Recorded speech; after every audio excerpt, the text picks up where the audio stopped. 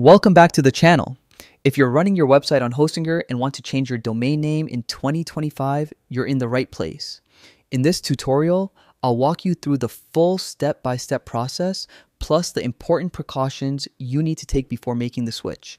Stick around till the end so you don't miss any critical details that could save you from losing valuable data. Let's get started. First, log into your Hostinger account and open the hPanel dashboard. Once you're inside, head over to the Watch Websites section in here. Here you'll see all the websites you're currently hosting with Hostinger. Next, find the website you want to update. On the far right side, you'll notice a small menu icon. Click on it and select Change Domain. Before you move ahead, Hostinger will display a warning message, and this is extremely important to pay attention to. Two things will happen when you change your domain. One, all email data linked to the old domain will be deleted.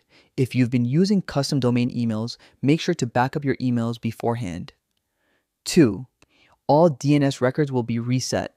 So if you've made any custom DNS changes, such as pointing to third-party services, write them down because you'll need to reconfigure them later. Once you've taken care of those precautions, it's time to select your new domain. You'll have two options here. Pick from the drop-down list of domains you already own in Hostinger. Or enter a custom domain. Just make sure it's correctly pointed to Hostinger servers and spelled exactly right.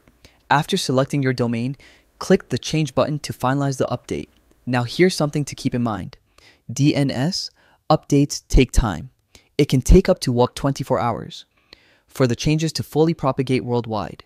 During this period, you might see temporary disruptions, or some visitors might still see the old domain. That's completely normal. So just be patient and let the process finish.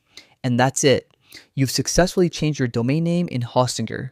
Always remember to back up your email data and note down DNS settings before making the switch.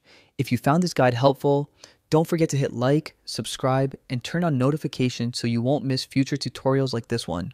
Thanks for watching, and I'll see you in the next video.